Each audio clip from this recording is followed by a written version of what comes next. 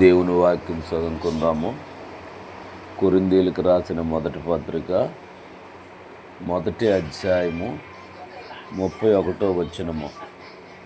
అతిశయించువాడు ప్రభువునందే అతిశయింపవలనని వ్రాయబడినది చాలు. కాబట్టి దేవుని బిడ్డలుగా, విశ్వాసులుగా, మానవులుగా మనకు అతిశయాలు ఉంటాయి.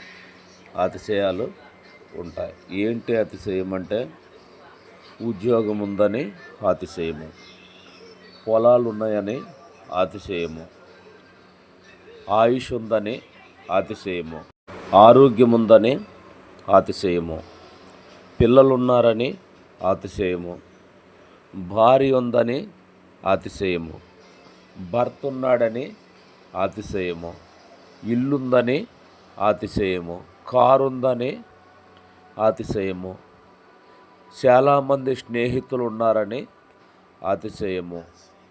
ఇలాగా మానవులకు ఎన్నో అతిశయాలు ఉంటాయి. మంచి ఆహారం తింటున్నామని అతిశయము, పిక్నిక్కి వెళ్ళామని అతిశయము, ఇలాగా ఫంక్షన్లకు వెళ్ళామని అతిశయాలు ఉంటాయి.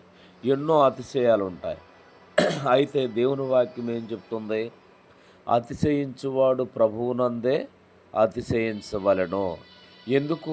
ఇవన్నీ మనకిచ్చింది యేసుక్రీస్తు ప్రభువారే.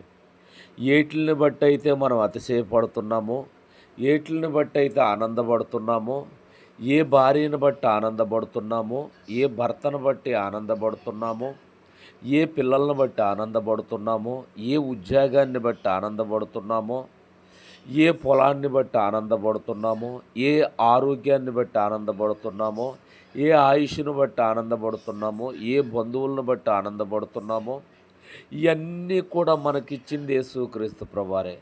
ఆ దేవుణ్ణి బట్టి అతిశయపడాలి. ఇవన్నీ మనకిచ్చాడు, నువ్వే ఇచ్చావు ప్రభు అని అతిశయపడాలి.